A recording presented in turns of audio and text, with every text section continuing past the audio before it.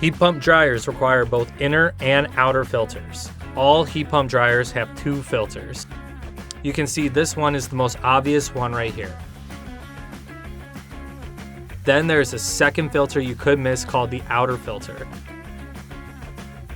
When both the filters are removed, the lint trap should look like this. These 2 filters work together, with the inner filter needing cleaning after each use and the outer filter should be cleaned every 10 dry cycles. Open the inner filter in the direction of the arrow. Remove the small filter at the base by sliding it out of the grooves. Use your fingers to remove larger pieces of lint off both pieces. The outer filter should be cleaned every 10 dry cycles.